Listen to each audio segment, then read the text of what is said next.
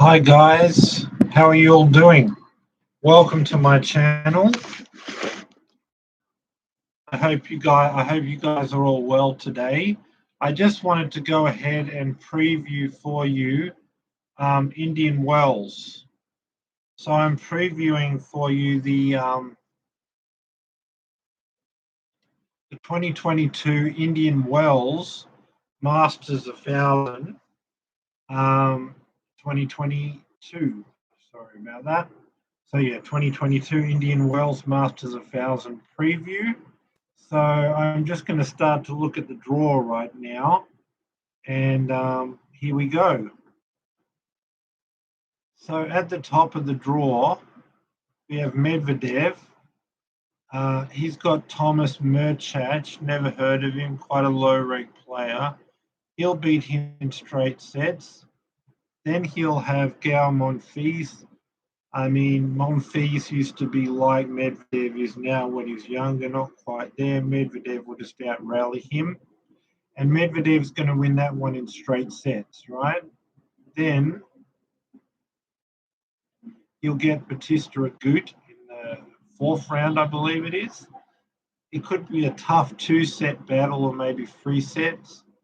I just think Medvedev's serve is just a little too good for Batista Agut. And then I just think he's a little bit younger, a bit faster, a bit more consistent off the ground strokes. And I just think he's going to do everything Agut does with the rally and the defense a bit better and have a better serve. So when two guys are doing the same thing, one guy does it a little bit better, it'll be 2 or 3 sets to Medvedev. Then he's going to move through to the quarterfinals. He'll have Tsitsipas, right? Now, this is a very tough match because Medvedev always beats Tsitsipas on hard courts. But then on clay, Tsitsipas was way better as he beat him in the Roland Garros quarterfinals last year in straight sets.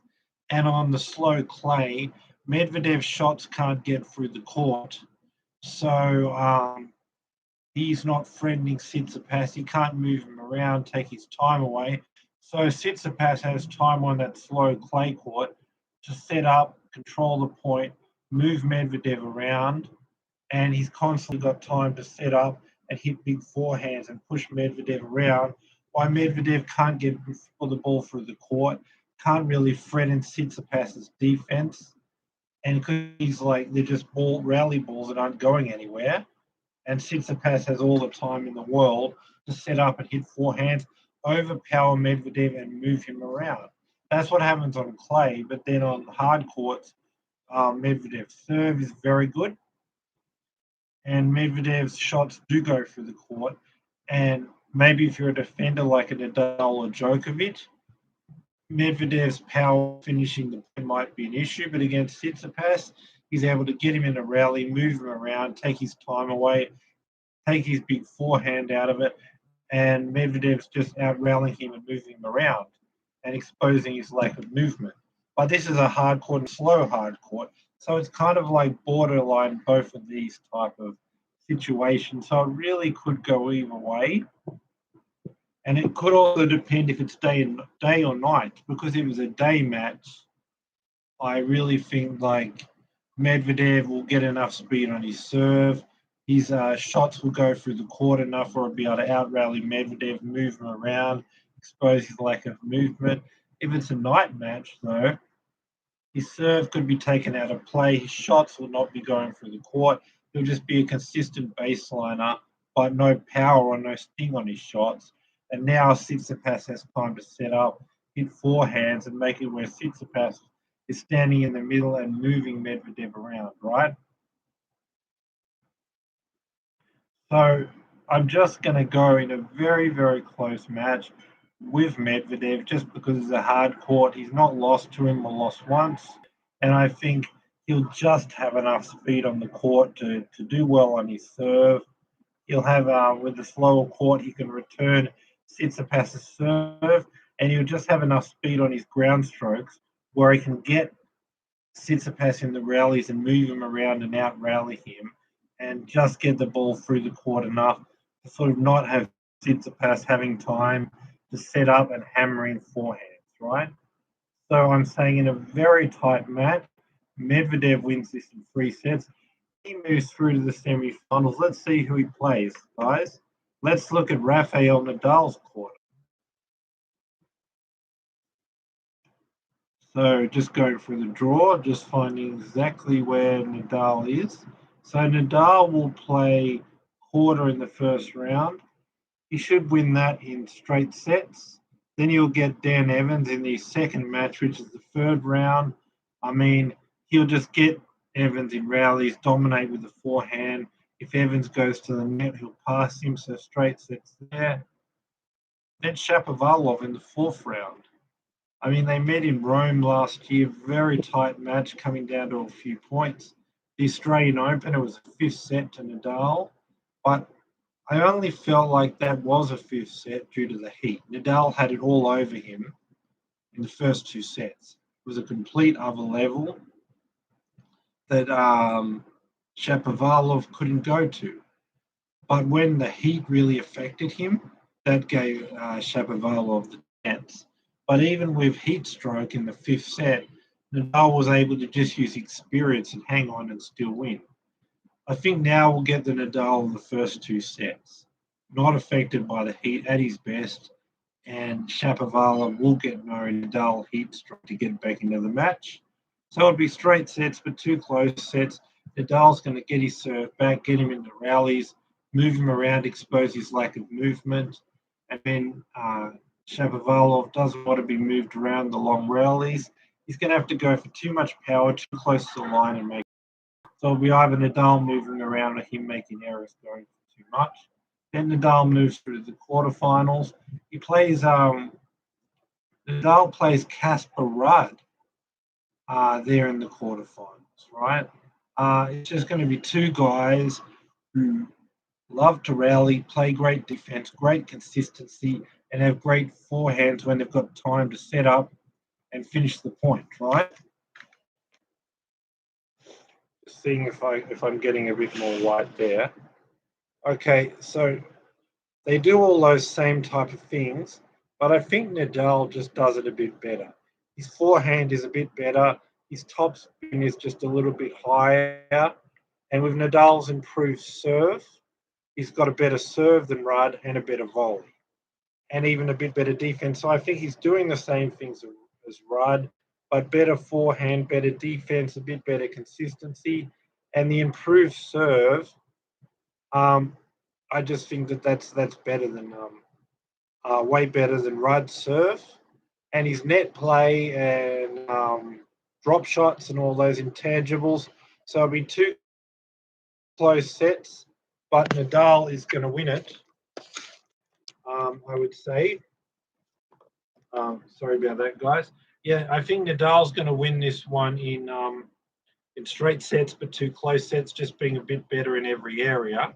Then he's going to move through to the semi-finals. On the other side of the draw,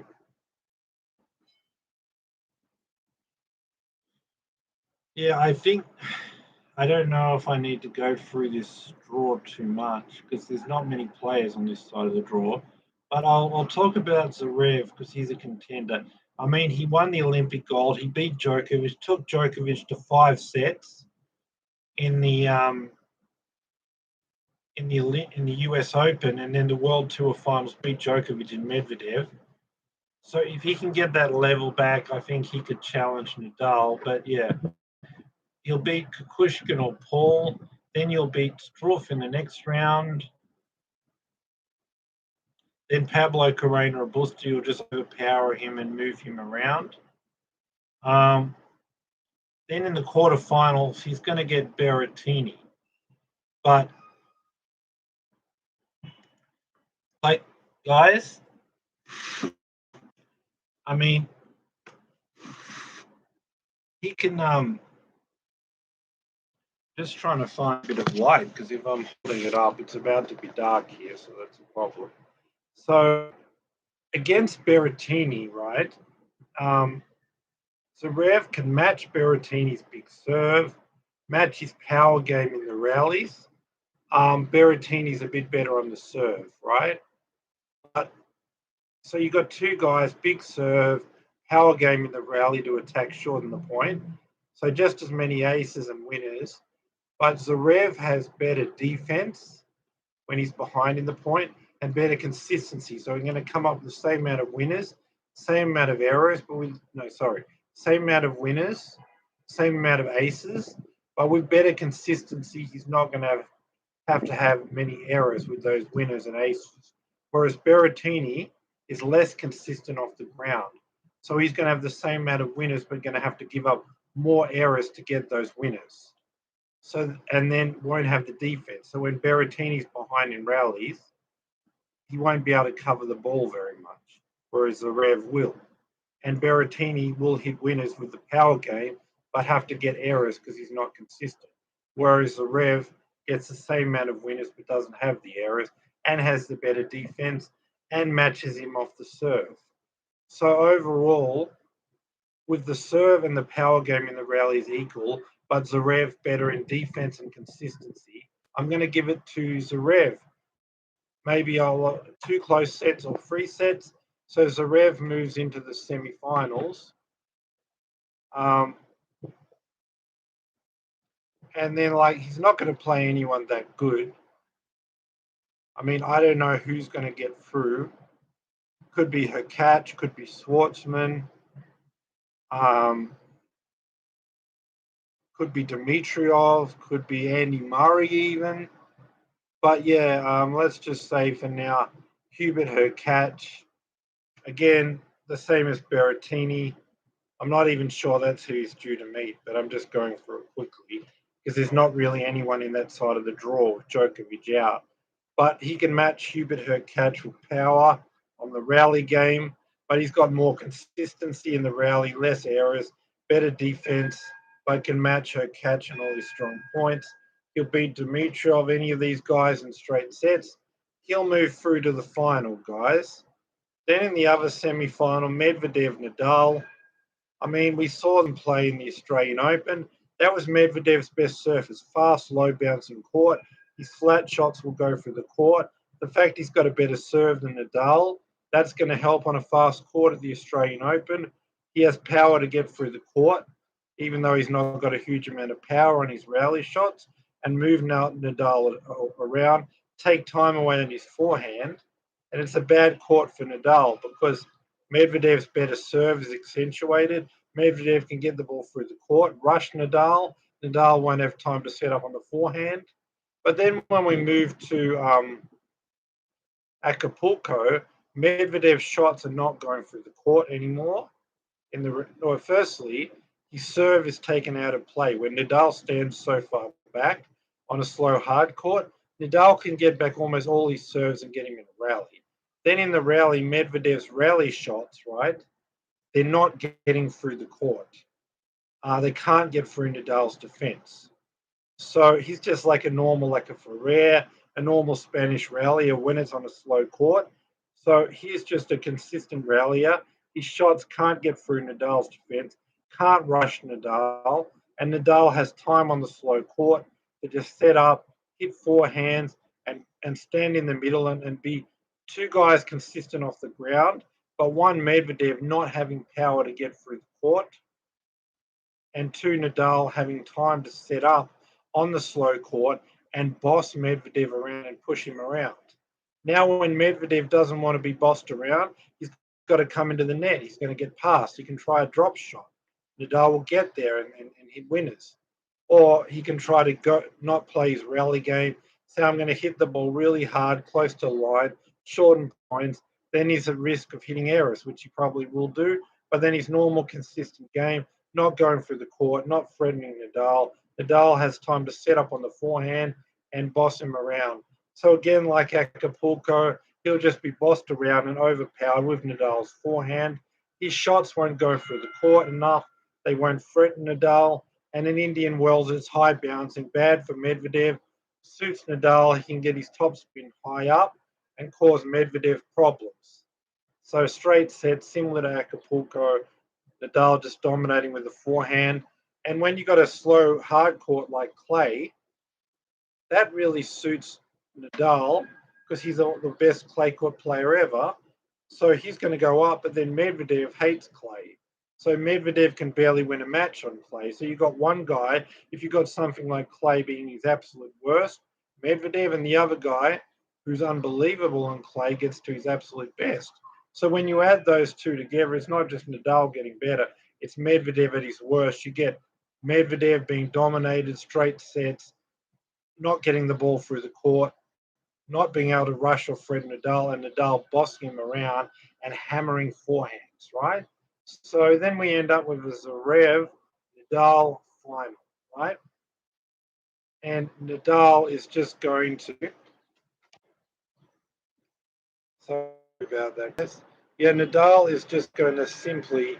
It'll be a tough match, but I think on this slow court, Nadal will be able to get enough of Zverev's serves back,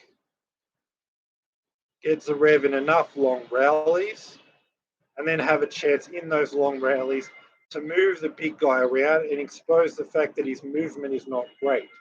And be about long, consistent rallies where Nadal's getting Zverev into rallies, moving him around in these long, grinding rallies with his forehand, exposing Zverev's lack of movement.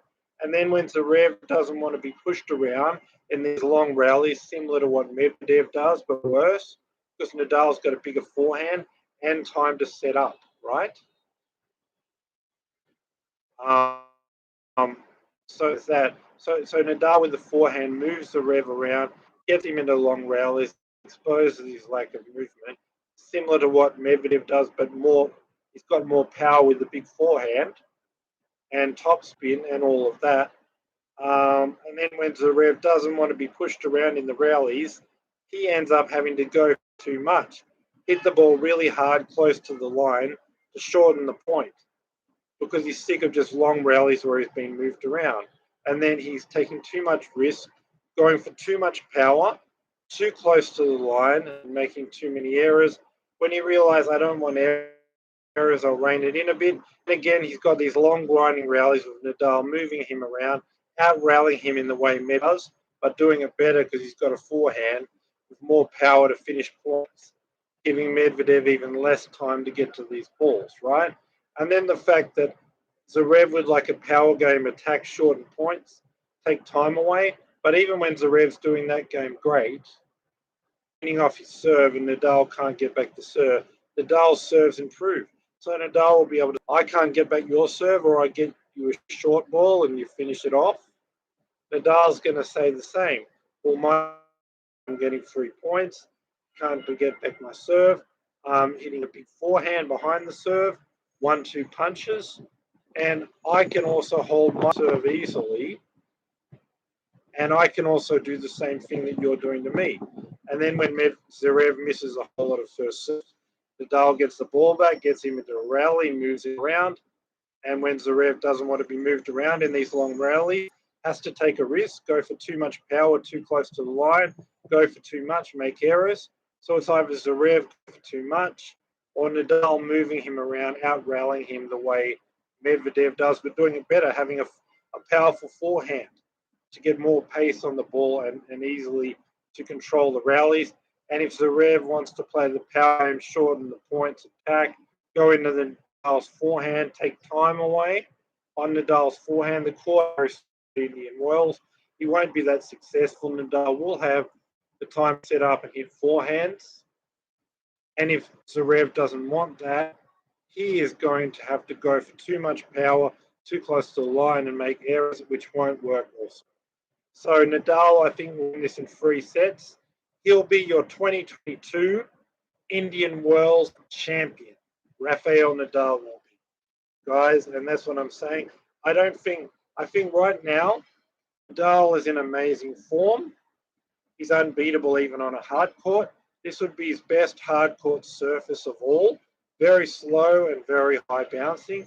So when you add up Nadal's at his absolute best form, 15-0 for the year, this is his best type of hard court surface, slow and high bouncing. No one's playing well. Zverev went out at the Australian Open to Shapovalov in straight sets. He got kicked out of Acapulco for the meltdown. And then Medvedev is not playing that well. And you saw on a slow, very slow hard court, he can't threaten Nadal. And Djokovic isn't in the tournament.